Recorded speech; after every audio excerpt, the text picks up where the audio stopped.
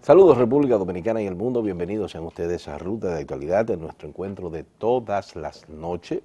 La mejor forma para terminar y empezar el día, siempre a través de la poderosa señal de esta planta televisiva que cubre palmo a palmo la geografía nacional, donde podemos ser apreciados gracias a la magia del satélite, así como también a la transmisión que en tiempo real hacemos por la internet. Usted es la parte más importante de esta relación, que tiene casi 20 años y donde el principal compromiso, el norte y la guía, es el de criticar lo malo y resaltar lo bueno independientemente a quien lo haga.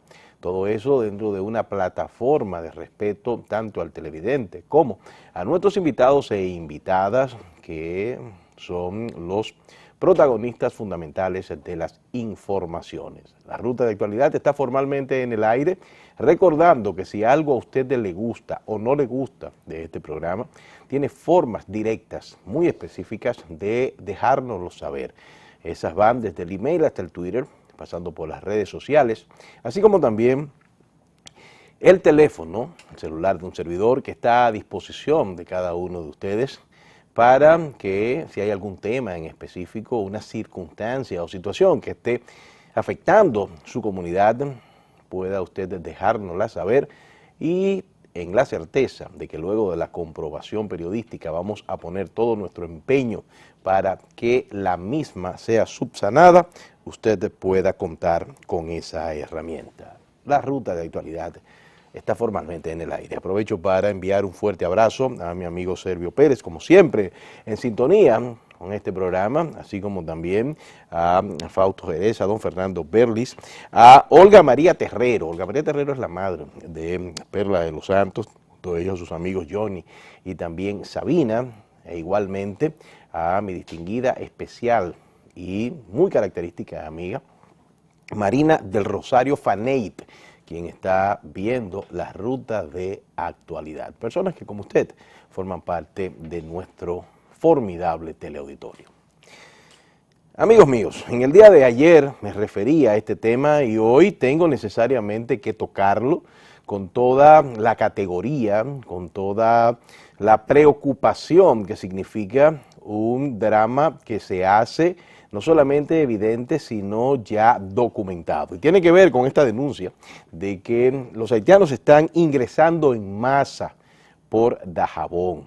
Y esto, repito, mis amigos, que nos preocupa mucho porque pese a las cifras que la Dirección General de Migración ha estado dando e incluso a los esfuerzos que desde el CESFRON y también desde el Ejército se hacen, ese video que ha estado circulando en las redes sociales dicen claramente cómo están ingresando de una manera constante los nacionales haitianos indocumentados en diferentes formas de transporte. En ese caso ahí estamos viendo que lo están haciendo a través de las motocicletas. Es un ciudadano que apostó su teléfono celular y pues se pudo captar, documentar en términos videográficos esto que, repito, se hace con una regularidad y con una facilidad que asusta y preocupa.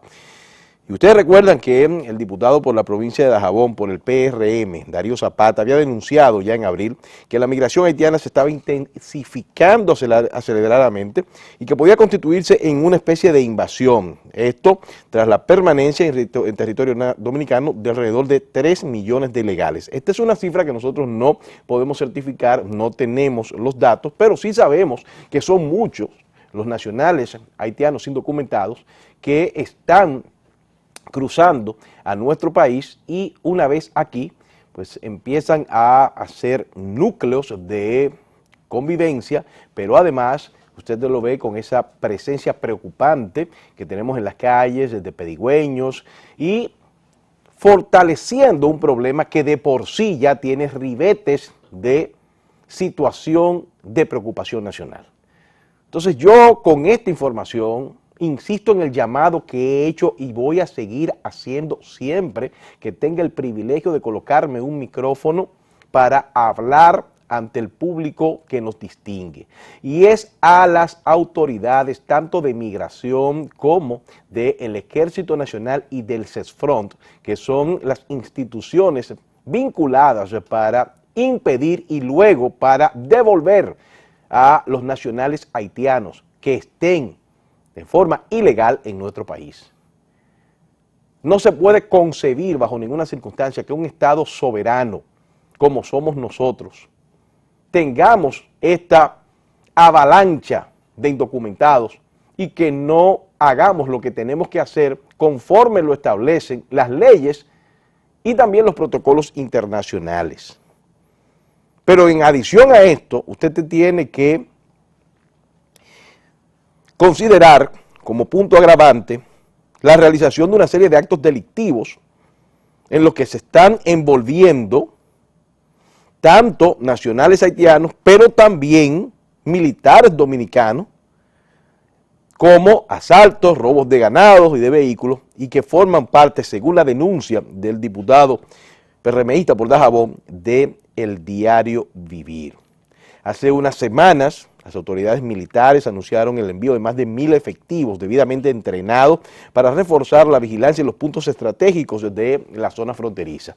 Y nosotros aplaudimos esta información y esta acción. Sin embargo, amigos y amigas que nos acompañan, estas medidas lucen insuficientes ante la debilidad, primero de una frontera porosa, pero también de las autoridades que en muchas ocasiones en contubernio con personas que se benefician de esa presencia ilegal haitiana porque la ponen a trabajar en los campos agrícolas, en las labores de construcción, con la flexibilidad de no tener la carga social que significa un indocumentado, entonces hacen un daño al país. Pero están las leyes de migración, de trabajo, que establecen los porcentajes correspondientes para usted emplear la mano de obra extranjera. E incluso en el caso específico de los haitianos, el compromiso de una vez termine esa jornada laboral con un personal debidamente documentado, devolverlo a su ciudad o en este caso a su país de origen. Pero eso no se da, y no se da porque hay debilidades en las autoridades en hacer cumplir las leyes y sobre todo en el establecimiento de las sanciones. En el día de hoy la prensa nacional, el periódico vespertino del mismo nombre, trae una preocupación convertida en reclamo del Cuerpo Especializado de Seguridad Fronteriza Terrestre, que establece que los fiscales encargados de pedir medidas de coerción e instrumentar expedientes contra los contrabandistas y los traficantes de personas, lo que se conoce como trata, son extremadamente flexibles, extremadamente simpáticos con estos infractores. Entonces, todo eso nos permite visualizar un problema a gran escala, donde hay mucha gente que debería estar del lado del país, de los intereses nacionales, que se están lucrando de este mal de cosas. Esto es preocupante, pero esta realidad que se da en Dajabón no es única, no es privativa de esta zona del país. También en diferentes provincias fronterizas se dan esos casos. Entonces el reclamo es a las autoridades para que seamos más fuertes, para que entendamos que esto es un problema de nacionalidad.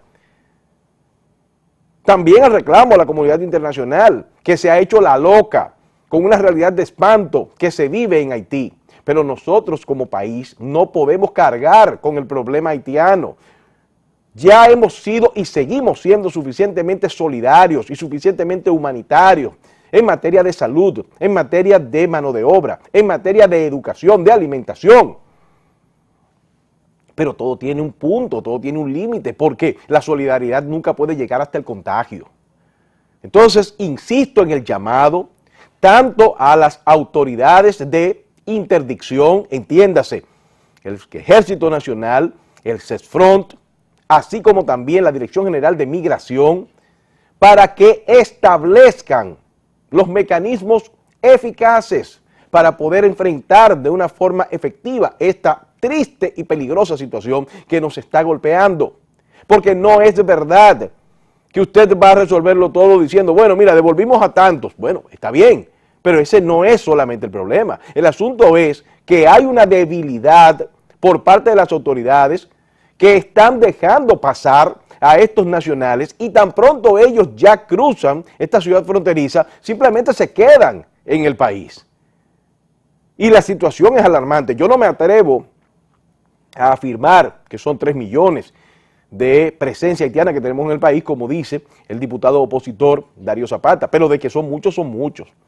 Entonces, así como se hace el esfuerzo de interdicción, en este caso de devolver a los haitianos que logran atrapar entrando de forma ilegal, también hay que hacer el mismo esfuerzo para que los que están ya en los cascos urbanos, que las autoridades y los servicios de inteligencia saben perfectamente dónde están, pues puedan, cumpliendo los protocolos siempre que establecen las normativas nacionales e internacionales para la deportación, hacer cumplir la ley, ejecutando lo que es un mandato derivado de la capacidad, categoría y el ejercicio soberano que tiene una nación para establecer quién está y quién no está en su territorio.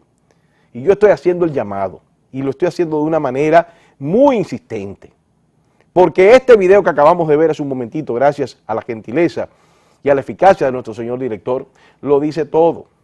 Lo dice todo. Un ciudadano colocó su celular en un punto y ahí ustedes veían cómo pasaban los motores, porque, gracias de nuevo, director, por las facilidades de la transportación, y usted no me va a decir a mí que las autoridades, los militares, no ven eso y no se lo encuentran raro, ni ciegos que sean. Entonces no es verdad de que esas personas lo hacen a la libre, uno, y tampoco es verdad que no lo hacen apoyados en alguna promesa o en alguna persona que le está dando ciertas garantías, obviamente, a cambio de dinero. El problema es complejo y como país tenemos que entender que lo tenemos y sobre todo saber que hacernos de la vista gorda ante esta situación afecta la soberanía nacional. Ahí está el llamado. Amigos míos, el Colegio Dominicano de Periodistas ha hecho una denuncia que yo considero sumamente preocupante. Y tiene que ver con algo que sucedió hace más de un mes en Santiago, donde, según la denuncia del Colegio Dominicano de Periodistas, un empresario santiagués raptó y agredió a un equipo de prensa del hermano Canal 29 del Universo, donde envío un saludo. Durante un tiempo me tocó hacer un programa deportivo allá, y denuncia que Indira Vázquez, periodista, y José Manuel de la Cruz, camarógrafo, fueron agredidos a punto tal que la comunicadora duró varios días orinando sangre, producto de los golpes que le propinaron estas personas que, a juicio de la denuncia, obedecen a las órdenes de un importante empresario de diferentes áreas de Santiago, a los que los periodistas le dieron seguimiento a una extracción ilegal de agregados que se estaba haciendo en el río Bajabonico en Puerto Plata. La denuncia es grave porque habla de agresión, de atentado, incluso a punto de perder la vida, donde también involucra el robo, porque le sustrajeron sus equipos. Entonces, lo más grave de esta denuncia, y ojalá Olivo de León pudiera darnos una llamada, nosotros sabemos que él, como todas las figuras sociales, políticas y económicas de este país, ven Ruta de Actualidad, y no por mí, porque lo único malo que tiene el programa soy yo, sino por los 20 años casi de historia que tiene esta acción televisiva, donde intentamos criticar lo malo y resaltar lo bueno. Y yo estoy absolutamente seguro, me atrevo a afirmar, y por eso lo digo públicamente, cuando a veces usted me oye que dicen, ojalá me llame tal o cual persona, porque realmente la documentación lo dice claro. O sea, las figuras de este país, el universo social, político, económico, de decisión, ve las rutas de actualidad, cosa que se lo agradezco. Tengo los dos elementos que quiere un productor. Un excelente teleauditorio, un excelente público, y me refiero a ustedes, amigos o amigas televidentes, y la observación, en este caso, la aquiescencia del liderazgo de la comunidad nacional. Qué bueno. Pero retomando el tema, y ojalá nos llame el presidente del Colegio Dominicano de Periodistas, Olivo de León, él dice que el periodista y el camarógrafo, el equipo, fueron agredidos hace un mes. Pero entonces uno se pregunta, ¿qué pasó? O sea, ¿dónde está la acción de la autoridad, en este caso judicial, que mediante querella debió haber actuado? Y esa es la parte, yo diría, que más peligrosa de todo esto. Porque la denuncia de por sí es grave. Estamos en un régimen democrático, encabezado por el presidente de la República, que es un hombre democrático, tolerante, yo diría que hasta más de lo razonable, porque a veces se nos va el seguro a muchos de nosotros, asumiendo un derecho constitucional y olvidando que el de uno termina donde empieza el del otro. Pero bueno, me preocupa esta denuncia. Tenemos en la línea telefónica a Olivo de León. Gracias, gracias. Es por eso que yo le digo, amigos y amigas televidentes, que esta es la ruta de actualidad. Agradezco la gentileza de Olivo de León, presidente del Colegio Dominicano de Periodistas, para que nos dé luz frente a esta denuncia de un empresario de Santiago que raptó y agredió a un equipo de comunicadores por una investigación que se estaba dando en su contra, como había dicho hace un momentito. Entonces, dándole la más cordial bienvenida a mi distinguido y especial amigo, el presidente del Colegio de Periodistas de República Dominicana, catedrático universitario, licenciado Olivo de León, le pido que me diga cuál es la situación que se dio en Santiago hace poco más de un mes con este equipo del hermano Canal 29. Muy buenas noches, Olivo de León. Gracias, mi querido hermano, porque siempre nos da la oportunidad de comunicarnos con toda esta gente que te sintoniza cada noche.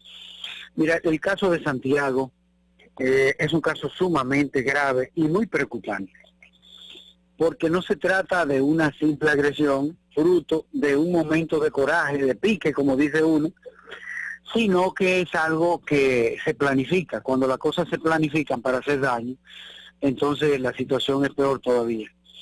Los compañeros estaban dándole seguimiento a un trabajo de investigación, tenían la denuncia de que ese empresario, que le dicen el dueño de Navarrete, un hombre sumamente poderoso, pues estaba extrayendo materiales de ese río, e incluso había denuncia de que parte de ese material se exportaba, se vendía fuera del país.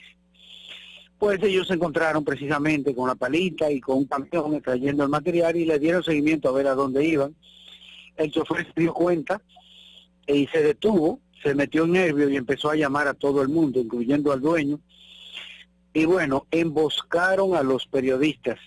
El chofer hacía como que se devolvía, venía de los lados de Puerto Plata, porque fue el río Jabonico, hacia Santiago y cerca de Navarrete, hacía que se devolvía y entonces el camarógrafo salió a grabar, a filmar, y entonces cuando fue a montarse, unos otros 10 individuos lo despojaron de la cámara, lo golpearon, se lo llevaron para una finca del lado de atrás, lo hincaron, le pusieron las manos hacia atrás, amarradas, y empezaron a golpearlo y hacerlo como que lo iban a matar. En ese momento, Indira, que se dio cuenta de la situación, usó su celular y empezó a grabar, y fue allá a tratar de rescatarlo.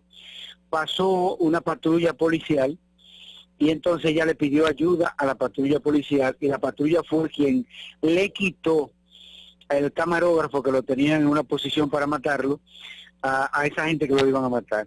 Mientras tanto, 3 personas agarraban a Indira, uno por el cuello, apretándole el cuello, y 2 dándole al costado. Resulta que de esas 3 personas hay 2 que son oficiales de la policía. Hay uno que es mayor y otro no sé qué rango tiene, hijo del propietario de la empresa, de la compañía.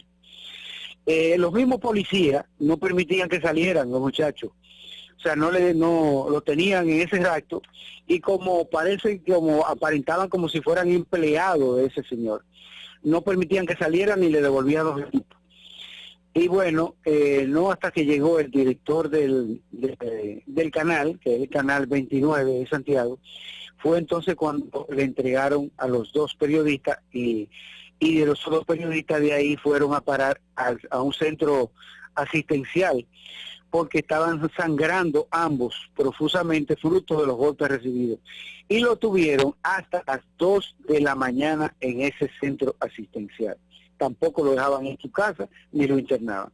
Es una situación muy grave porque es un señor que tiene mucho poder, tanto poder que la fiscal de Santiago se negó durante un mes a recibirle la querella a los abogados que llevan. Bueno, lo que usted está planteando es grave, sumamente grave.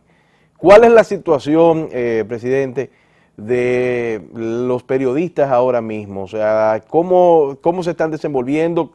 ¿Se sienten amenazados? ¿Cuál es el estado anímico de los mismos? ¿Cómo ha transcurrido su día a día después de esta situación? Es una situación muy difícil porque esas personas le están dando seguimiento a esos periodistas. Van a su casa, van al canal, van con vehículos sin placas, preguntan por ellos y dicen que ellos saben dónde conseguirlo y que a ellos de ese castigo no lo despinta nadie. Por lo tanto, continúan las amenazas y nosotros aprovechamos para formular un llamado al Procurador General de la República para que intervenga de manera directa en este caso, porque queremos que este caso no se trate en Santiago, ya que la fiscal evidentemente está parcializada, no quería recibir. Por lo tanto, el Ministerio Público, el jefe del Ministerio Público, que es la Procuraduría, debe pues reclamar este caso para ser tratado en Santo Domingo, donde es un poco más independiente y más lejano, aunque el poder de este señor también llega a Santo Domingo y llega al Palacio Nacional, y es un constructor de obra del Estado y construye sin que le den dinero y después se lo pagan y hace lo que le da la gana en este país. De manera que ante una figura con tanto poder y ante una situación como esta, le advertimos a todas las autoridades que a esos muchachos no le puede pasar ni un rasguño, porque entonces los responsables serían, el primero es ese empresario que lo tiene amenazado. Segundo, la fiscal de Santiago, que se ha portado de una manera hostil en contra de los agredidos, no de los agresores. Y las autoridades nacionales, si se quedan tranquilas y no hacen nada, también será responsable de esta situación. Y es bueno recordar que en una de las obras clásicas de la literatura española, mataron un individuo que era un ladrón, un delincuente, y cuando las autoridades iban a preguntar, a investigar, ¿quién mató a fulano de tal? Fuente Ovejuna, señor, lo mató. Entonces, en este caso, las autoridades lo habrán matado. De manera que hay que tomar en cuenta, y muy en serio, esta situación, porque los compañeros corren peligro, están atemorizados, ellos y su familia, y no les falta razón para ello. Olivo, ese empresario es de apellido Reyes, la persona a la que ustedes hacen referencia, ¿y por qué entonces ustedes no han solicitado la protección policial para estos periodistas que se sienten amenazados? Sí, ese es el empresario, Pedro Reyes, que es una persona, según las informaciones que tenemos a la mano, de mucho cuidado.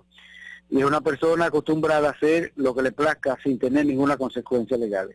En este caso, pedir protección policial es llevarle el maíz a donde están las gallinas. Porque ese señor, de las informaciones que tenemos, es que le paga a jefes policiales, le paga mensualidad de dinero, que hagan lo que ellos quieran. Además, fueron agentes de la policía que golpearon a esos muchachos y lo tenían secuestrado, oficiales, 2 hijos de él, ¿cómo podemos pedir ayuda a la policía cuando está metida de lleno en este caso? Cuando no han hecho nada en contra, incluso con la denuncia en la mano, en contra de estos oficiales, cuando no han hecho nada para recuperar los equipos, cuando hay que investigar algo, a quien investigan y interrogan es a los muchachos y no a los otros que tienen la figura, que tienen los nombres, que tienen las direcciones, y no ha ocurrido absolutamente nada con esta gente. Estamos más seguros sin la policía que con la policía. Wow, wow. Estamos haciendo el llamado a las autoridades para que le pongan atención a este tema que es preocupante, sobre todo porque no se corresponde con el clima democrático con que República Dominicana se maneja, y mucho menos con las directrices del señor presidente de la República, que estoy absolutamente seguro que no apoya este tipo de cosas. También el llamado es al Procurador General de la República, pues para que le ponga atención a esta denuncia convertida en un reclamo, al cual yo me sumo, para que establezcan los canales correspondientes para una investigación muy seria frente a un caso peligroso. Sin embargo, Olivo, no creo que el país me perdone, sobre todo en un programa que se llama Ruta de Actualidad y que manejan con los temas de último minuto, que yo esté conversando, teniendo el honor de tener en la línea telefónica al presidente del Colegio Dominicano de Periodistas, y no le haga esta pregunta. Yo creo que mi amigo Tony Medina, que nos está viendo desde Nueva York, sería el primero que me lo reclamaría, agradeciendo su gentileza del seguimiento, ¿no?, y la televidencia que nos hace, el que está en convalecencia. Y es acerca, la posición del colegio, acerca de esta condena que acaban de hacerle al comunicador Salvador Holguín, al pago de 7 millones de pesos por difamación por parte de la demandante. En este caso se le dio ganancia de causa en primera instancia, Lucía Medina, presidenta de la Cámara de Diputados, que lo acusó de difamación e injuria, y que la jueza de la 8ª Sala Penal del Distrito Nacional, Suinda Brito, emitió el dictamen de la acusación contra el comunicador del programa Hilando Fino de esta planta televisora, a quien halló culpable de haber violado las disposiciones 29, 32 y 33 de la Ley 6132 sobre expresión y difusión del pensamiento. ¿Qué opinión le merece a usted como Colegio Dominicano de Periodistas esta situación?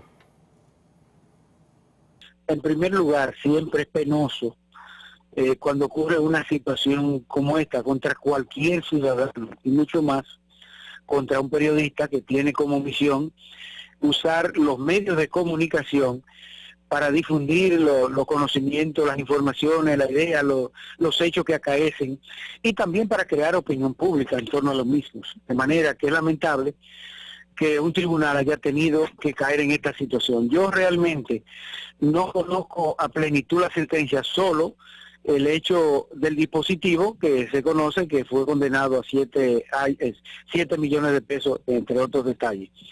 Pero me gustaría, y vamos a proceder a solicitar esa querella para revisarla un poco y ver en cuáles son las bases.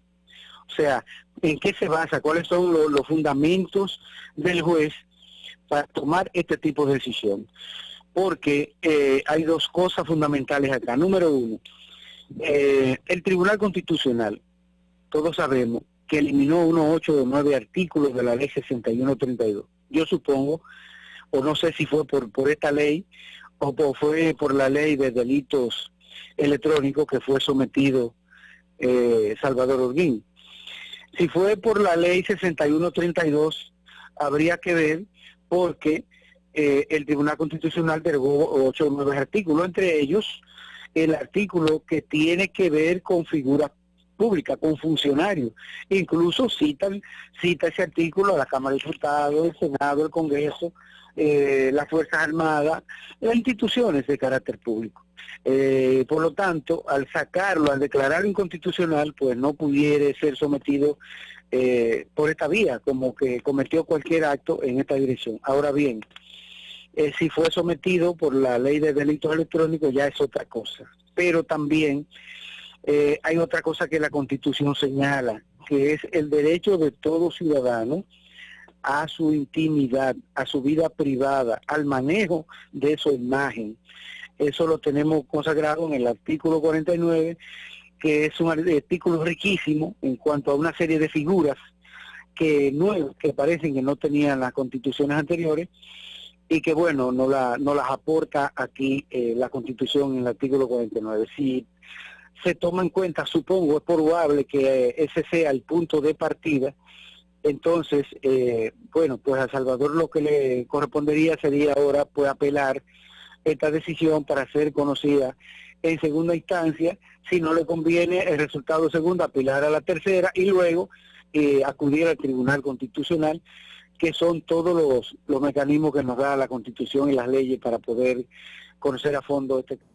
Sí, en eso estamos completamente de acuerdo, Olivo, pero ¿hasta dónde usted cree que esto debió llegar, hasta estos extremos? ¿Por qué le hago la observación y la pregunta, distinguido presidente del Colegio Dominicano de Periodistas? Porque si bien es cierto que hay libertad de expresión, que está incluso consignado en la nueva Constitución que nos rige, no es menos cierto que en muchas ocasiones a veces ocurren excesos y donde las personas pueden mal manejarse frente a otros temas. Tenemos que reconocer que hay una realidad. No todos los comunicadores son periodistas. Aunque todos los periodistas son comunicadores, no todos los comunicadores son periodistas. Esto requiere de un oficio, de un dominio, de un manejo, de un código deontológico que no todo el mundo lo domina.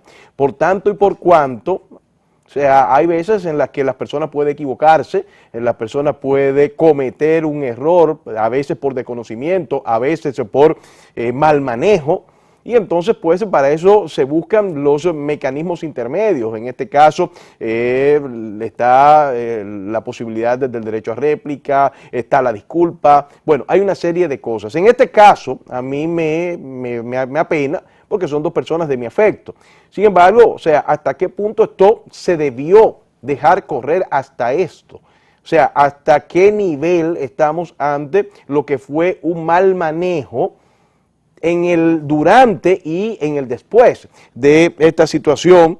Y caramba, o sea, ¿hasta qué punto también la gente tiene patente de corso para decir por un medio, o sea, todo lo que se le plazca o todo lo que le dijeron que diga? Este caso no debió llegar ahí, eso debió negociarse antes de que llegara a esa sentencia. Hay muchos casos que a veces hieren el orgullo, el amor propio de los periodistas, de la persona, del ciudadano acusado. A veces no queremos dar un paso hacia atrás. Y todos nos equivocamos, y todos tenemos derecho a equivocarnos. Ahora bien, todos tenemos derecho a resolver esos problemas de ese error o de esa equivocación que cometemos. Y es reconociéndolo. Nosotros, todo el mundo comete errores. Entonces, debió negociarse antes de llegar a esta situación. Si tenía que hacer un desmentido, una situación debió hacerse y no esperar llegar a esta situación. Mira, se van a seguir dando situaciones como esta. Es una lástima, es una pena, pero a veces las cosas tienen que ocurrir para que uno asuma situaciones más comprometedoras. Yo creo que esto deja, entre las lecciones que deja es que, sobre todo, todos los ciudadanos, pero en especial los periodistas que usamos más los medios de comunicación como herramienta para llegar al público, tenemos que manejar con cuidado las informaciones que manejamos. Todos sabemos que el periodista prudente no dice ni una tercera parte de lo que sabe, porque tiene las informaciones, pero si no tiene cómo demostrarla, entonces no puede tocarla, aunque haga cierto comentario y aunque también hay formas de decir las cosas y de informarlas sin que la persona se sienta ofendida. De manera que tenemos que utilizar las artimañas, los rejuegos, la profesionalidad que nos da este oficio, precisamente para llegar al público y decirle a ese público las cosas que entendemos que debemos comunicar, que tenemos que decir, pero cuidándonos de las demandas. A veces no podemos evitar las demandas, pero tenemos que tratar de reducirla al mínimo, porque queramos o no, eso afecta. Cada vez que usted tiene que dejar un día para meterse a un tribunal, eso es un problemazo, porque usted está perdiendo de producir, usted está dejando de trabajar, usted está dejando de estudiar, usted está dejando de investigar, o de hacer lo que tiene que hacer diariamente para meterse a oír las partes discutiendo y usted también meterse en esa discusión. Entonces, aunque muchas veces no podemos impedirlo, pero sí tenemos que actuar de tal forma que podamos reducir este tipo de incidentes. Reitero, es penoso que este hecho ocurra, pero sí aprovechamos la ocasión para recordarle a los periodistas y a todos los que interactuamos en los medios que tenemos que actuar con precaución, con cuidado, y tratando de respetarle a cada uno sus derechos. Los derechos fundamentales, como el nombre lo dice, son fundamentales, pero a veces un derecho choca con el otro y ahí hay problemas. Entonces, tenemos que revisar para evitar que nosotros provoquemos el choque de dos derechos fundamentales. Ejercer ambos sin que ambos choquen. Eso nos lo puede enseñar el estudio, eso nos lo puede enseñar uno analizando la cosa con cuidado, porque a veces tenemos que colocarnos en el lugar del otro. Si a uno le gustaría que nuestra vida privada sea tratada de manera pública, sobre todo si implica compromiso muy fuerte, situaciones muy agravantes, pues entonces tampoco uno debería tratar así, porque es que podemos destruir la imagen, el honor de una persona, y para mí una de las cosas más importantes que el ser humano pueda tener en la vida es el honor, es su honestidad, es su trabajo comprometido, serio. Entonces, a veces por eso mucha gente toma posiciones que pueden hacerle daño a otros. Gracias, César, un abrazo a todo tu equipo y muchas felicitaciones a toda tu audiencia. Pues nada, hermano mío, esto ya... Presidente del Colegio Dominicano de Periodistas. Hacemos una muy breve pausa. Cuando retornemos, la portada del periódico El Nacional dice que prohíben a los militares intervenir a favor de los detenidos. Eso merece un comentario. Pausamos, director.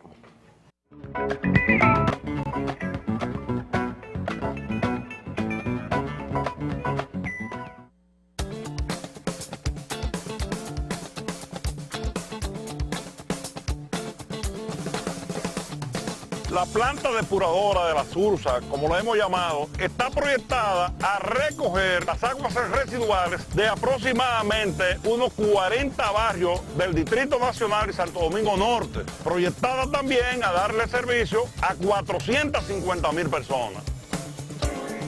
Aquí se van a recoger todas esas aguas y toda la contaminación que tenga se va a quedar aquí. Entonces al río va a llegar agua totalmente limpia. Esta planta tendrá un impacto medioambiental alto. La calidad y el nivel de vida que van a tener es importantísimo en términos de rentabilidad económica por asuntos de salud, porque habrá menos enfermedades.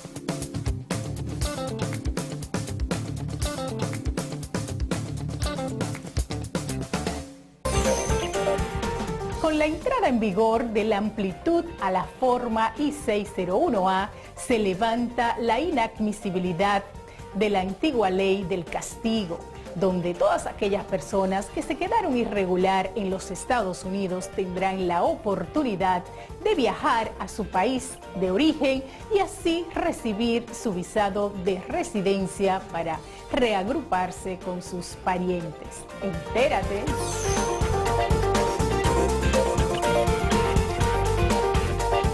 Bueno, que lo decía el dardo, señor. Sí, que lo decía el dardo. ¡Cabrera!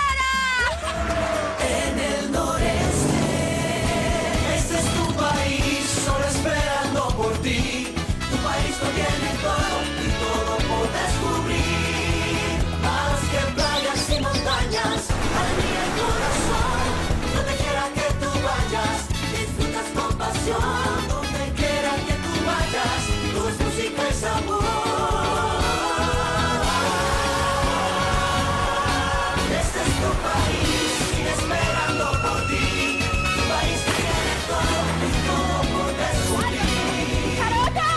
Donde quiera que vayas, hay una aventura por descubrir. Conoce tu país. Ministerio de Turismo. Turismo para todos. EEE, enfocados en su plan integral, trabaja en más de 100 proyectos de reducción de pérdidas y rehabilitación de redes en todo el país para mejorar el voltaje y mantener la continuidad del servicio.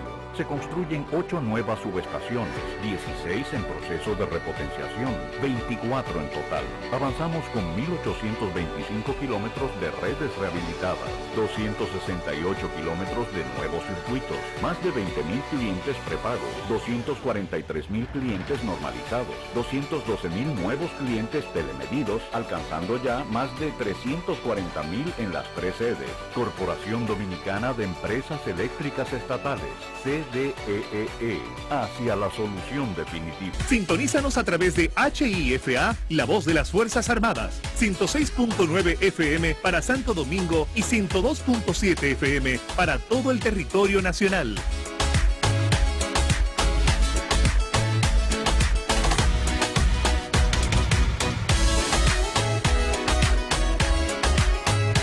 Laura en la radio.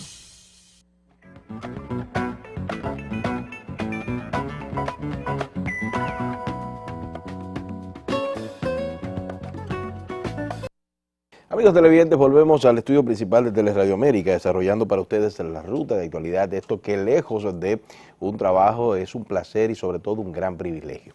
Miren, el periódico El Nacional trae este titular dando cuenta de la prohibición mediante circular, específicamente la 21608, por parte del ministro de Defensa a los militares para que intervengan a favor de personas que han sido detenidas en los operativos que contra la delincuencia y actos ilícitos llevan a cabo las Fuerzas Armadas y la Policía en todo el país.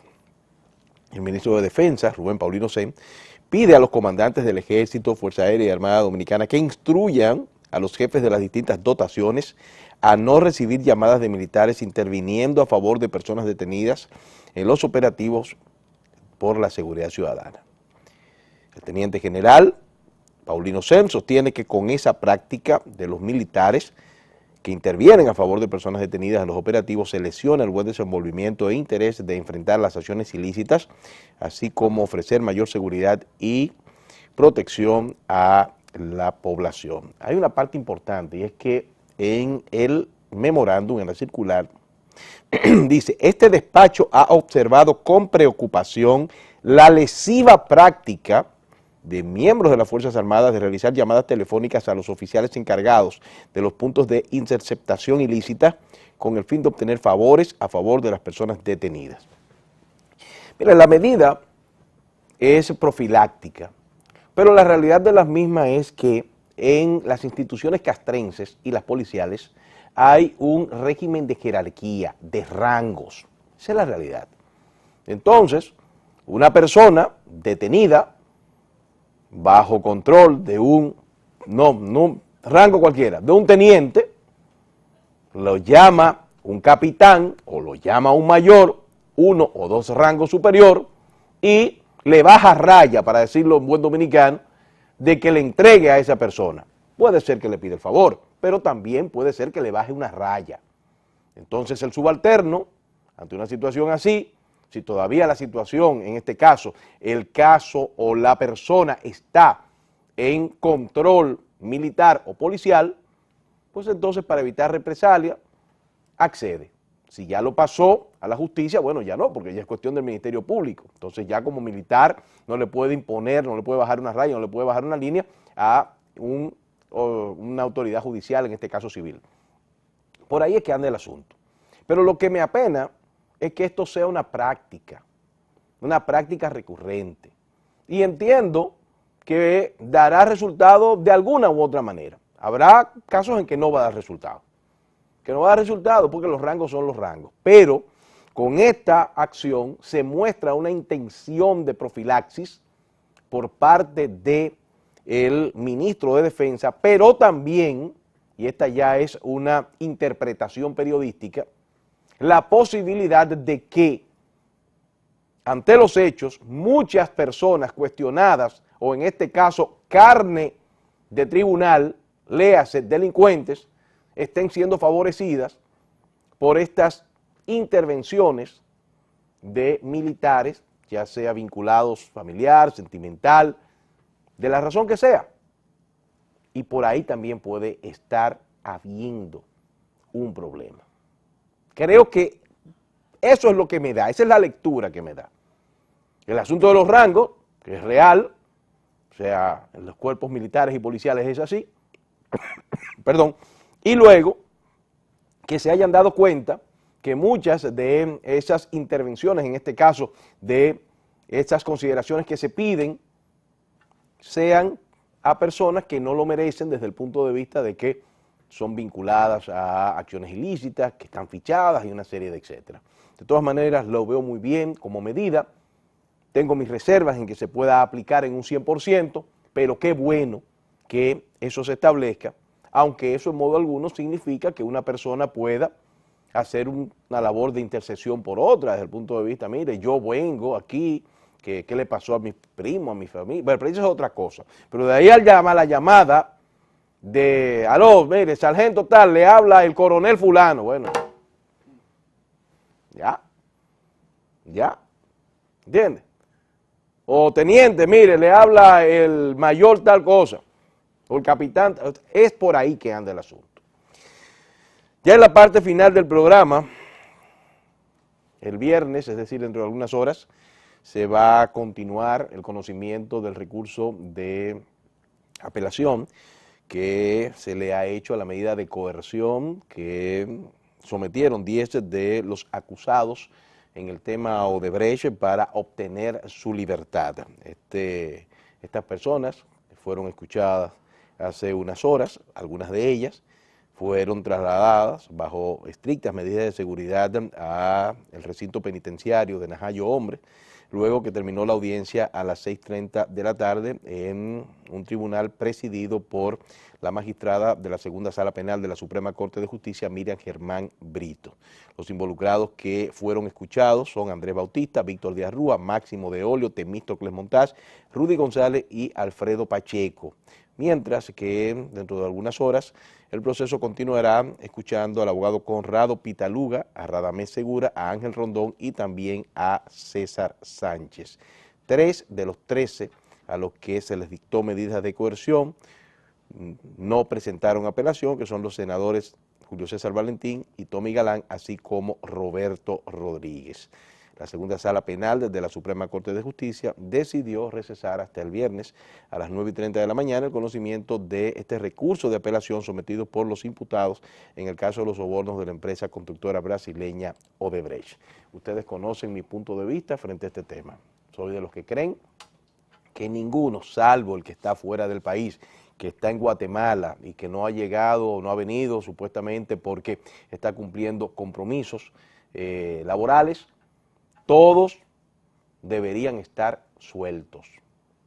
No significa sin medida de coerción, ojo. Pero el que conoce de derecho sabe que la coerción es exactamente coerción, aunque usted tenga presentación periódica o usted tenga apremio corporal, es decir, cárcel, que es la última.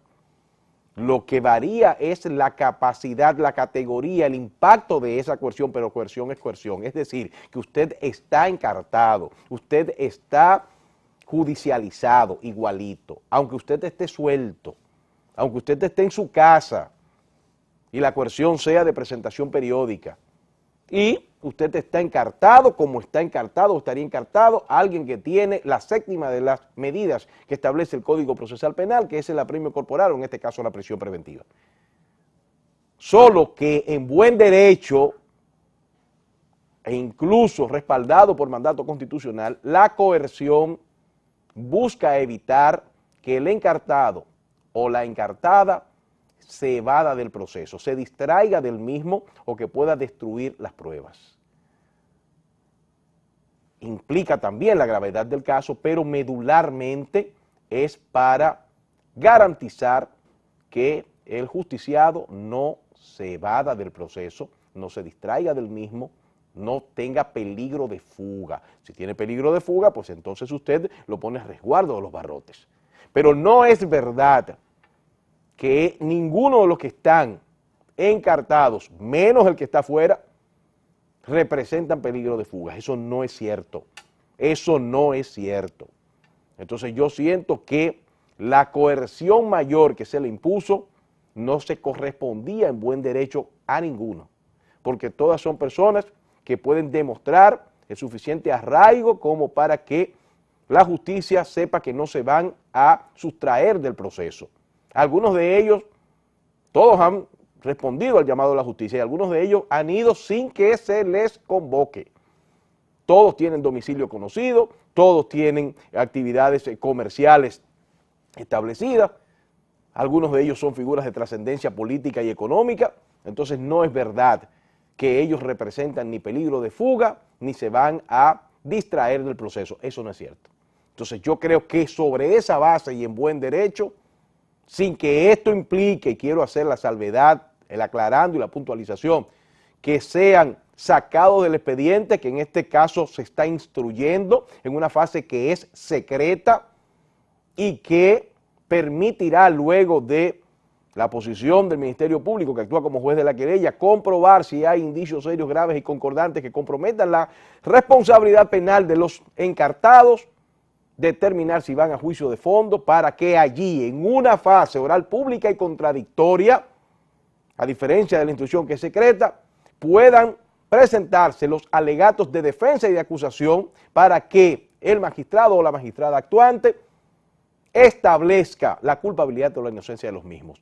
Es decir, que no es verdad que porque se les retire la coerción de la prisión, esta gente no puede ser condenada en un juicio de fondo o descargada si fuese el caso.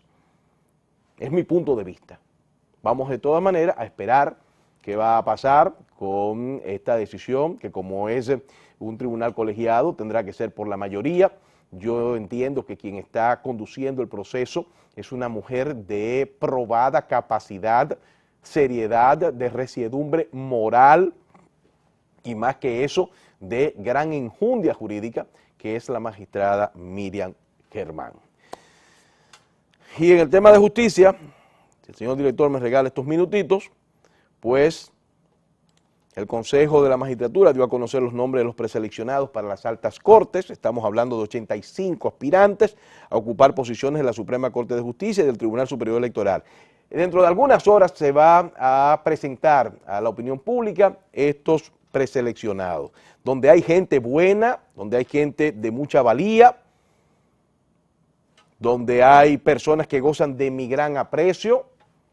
Ahí está el listado, nuestro señor director los va a presentar, gente de verdad que me merecen mucha valía, mucho respeto, mucho reconocimiento. Por ejemplo, ahí está una de mis propuestas, tanto para la Suprema Corte de Justicia como para el Tribunal Superior Electoral, y me refiero a la magistrada Alba Luisa Ver Marcos, que ha sido postulada y fue preseleccionada para uno de esos asientos.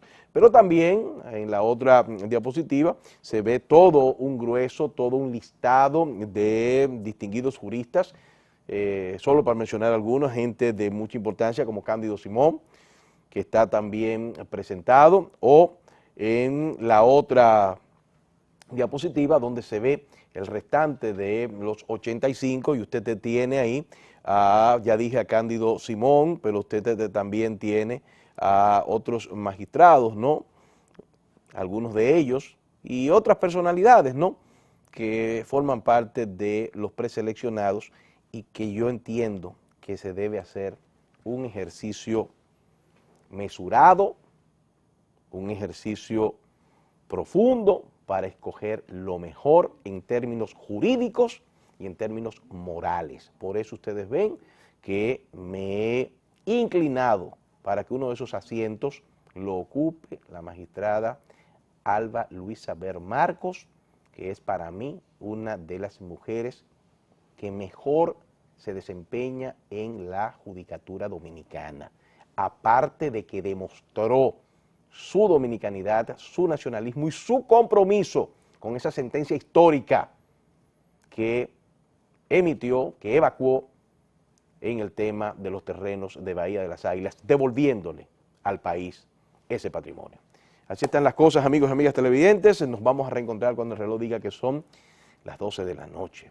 Y de esa manera usted y yo vamos a perpetuar este encuentro que hacemos desde hace más de 20 años. Mentira, desde hace más de 19, casi 20, porque fue el 19 de enero de 1998, donde intentamos criticar lo malo y resaltar lo bueno, independientemente de quién lo haga. Usted es la parte más importante de esta relación. Yo soy César Duvernay. Nos vemos en un rato, cuando diga el reloj que son las 12, en la ruta de actualidad, la mejor manera para terminar y empezar el día.